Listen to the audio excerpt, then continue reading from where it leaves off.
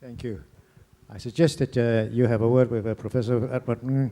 That piece of work is, to me, it is scientifically done, so it is very, very important for the city's future. I'm sure that Professor Ng would tell you that, in fact, many countries have approached him for doing similar work, advice on doing similar work. I'm sure that, in fact, is the way to go.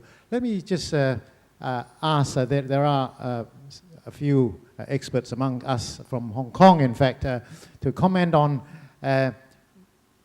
lower carbon or green buildings in Hong Kong. We need demonstrations. We need better buildings. So are we going in the right direction? Would K.S. Wong, Chairman of the Professional Green Building Council, care to comment? Okay, thank you, Andrew. I'm also a member of the Hong Kong Green Building Council. Some response. Firstly, I'm very pleased to hear from Barry said that URA is doing better than the government, right? You got a more BEAM certified platinum project than the government. So it's very pleased to see this kind of competition, right? I think to be more progressive that we have to be demonstrating that we are greener, more sustainable in terms of our project portfolio. And I hope to hear Carrie will respond that the government will do better than URA, right? And second point is that when Chris talked about the carbon neutrality, that we call, that we attended a conference 2 years ago in Melbourne, is the World Green Building Conference held every 3 years. The keynote speaker, William Rees, the inventor of eco-footprint, the professor from UBC Canada. Actually, he was my teacher when I stayed in Canada. In his keynote speech, he highlighted 2 very good points. He mentioned that for all new developments, new build, if we are talking about sustainability, we have to make them the most sustainable towards carbon neutrality, including other environmental initiatives. If we miss that opportunity, that the building would stay for decades and would cause more damage than benefits. So while we can see that the UK are setting the aspiration is towards carbon neutrality in the coming years, that probably Hong Kong should be more aggressive in setting our standards for new build, while also investing on the EB, existing buildings. Because Bill Wee said that, okay, new build, try our best, but also at the same time, don't forget those existing buildings. I think those are really well-known message that we have to focus on. So I'm thinking that in Hong Kong, what can we do? Many of us do appreciate that the policy address recently launched it, that having new control on new buildings. But I think those are really setting certain minimum standards only. How can we really doing better? And now we have the BEAM, or actually the BEAM Pass for those from outside Hong Kong. Just for your information, that in the past we have the Building Environmental Assessment Method called a BEAM, and starting from this April we have the BEAM Plus. It's a kind of upgraded version of BEAM that make it, say, comparable to other international standards, like LEED or Green Star, in terms of carbon reduction and others. So they are starting to have some rumors, I would say rumors, that people are start to feeling that it's too difficult to get platinum under BEAM Plus, including some people perhaps from URA. But I think it's a good move that we should raise the bar, making our standards more robust. And URA, MTRC, and even government should try to follow that. But the question is how to really influence more new build to go for BEAM Plus and even the highest rating, and following what are being done in other countries like New York and Vancouver. When they have a new development area, they will set their lease or land policy, requiring that all new buildings in that new area, for instance in Hong Kong, West Kowloon Cultural District, or the Kai Tak area, they would, through the policy, to set that all buildings there should meet certain BEAM Plus standard. I think through that measures, then we can change our new build landscape more quickly. Certainly on top of that, we see some more government investment on demonstration projects that we can demonstrate how in our climate, in our density, we can get close to the carbon neutrality. I would like to stop here. Thank you. Is there anything that Dr. Bruckner would like to add to that? She is the president of the AIA Hong Kong chapter. Thank you, Andrew. I just like to comment on two things. Ms. Lam brought up the conference earlier this year when we were looking at vertical density and livability in the public dimension. And that really started to lead up to this conference, and we've had many discussions and workshops leading up to it, and really started to see the benefit of integrating everybody's viewpoints and bringing everybody to the table. And I think this conference is just a fantastic way of bringing that globally and having everybody's examples. And I further think it's really great that we're ending looking at it at an urban scale and talking about the 350 new cities that are being built right next door, and actually looking at it and thinking about all that we've been learning and understanding that we really need to learn best practice, and we have to be getting out there and do it. If you go back to the first day of this conference, there really isn't time. We really have to be actively putting these practices together, working together and making it happen.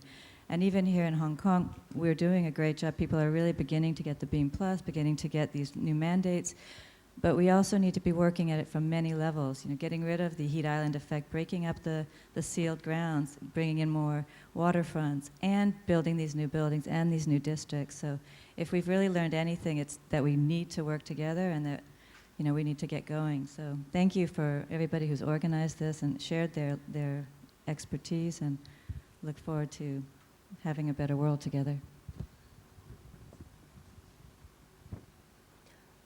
The floor discussion is not confined to experts. We can have laymen expressing your views on this topic, which concerns every one of us.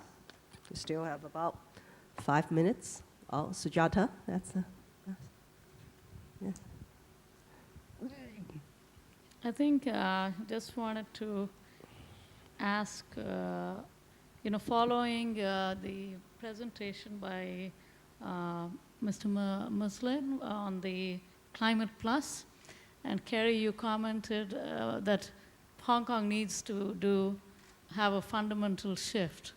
I just wondered whether, what will it take for Hong Kong to have a fundamental shift, paradigm shift in the way we do things to raise the bar even further? I know we are doing a lot of good things, but what will it take? And then the other thing I've thought about is the current structure of the government. Like, we have a lot of cities here with mayors, yet Hong Kong does not have a mayor. And do we need a mayor to have somebody who's in charge? I know you are doing a lot of work for a lot of other people, but at the same time, transport doesn't come under your portfolio. So I think you need climate, buildings, transport, new development, renewal, everything. Do you think that we would benefit from having somebody like a mayor who's in charge of Hong Kong for its proper, better development? And then the other thing is to be bold enough to make that paradigm shift. All these questions directed at me. I thought I've said my piece this afternoon. Well, first of all, I have heard this proposition that Hong Kong does not have a mayor. But I was wondering, and I was checking with Barry, what's the difference between a chief executive of a special administrative region and a mayor? Because the chief executive is in charge of the 7 million city.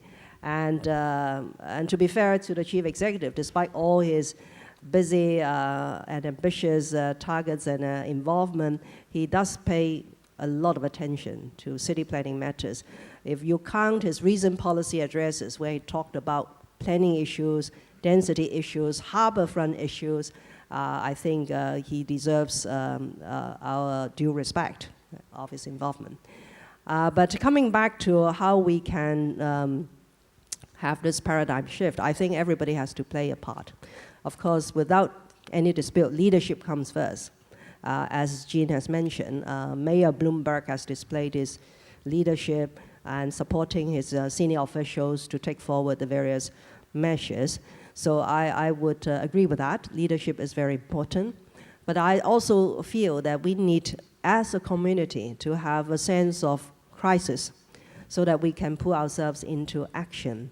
And in order to do that, perhaps some of the things that we discuss in this very high-level forum needs to be translated into more understandable terms and preferably more measurable and quantifiable terms before we could bring other parties together to rise to this challenge. So I hope that this C40 workshop that we managed to pull together all those experts from local and overseas is actually the beginning of a very important process for all of us, individually or in our various capacity, to go out and preach and try to mobilize the entire community into action. Thank you, Mrs. Lam. Can I check with the organizers that this session actually... Okay. I've been asked to now...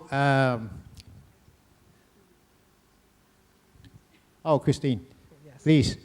I feel somewhat hesitant to put my own piece out, but I thought I would like to respond to the issue about how we seize the moment.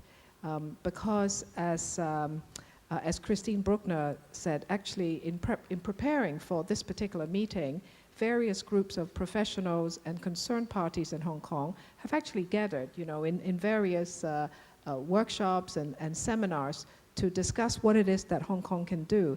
And I guess for other cities, everybody is looking for how to expedite what you're doing.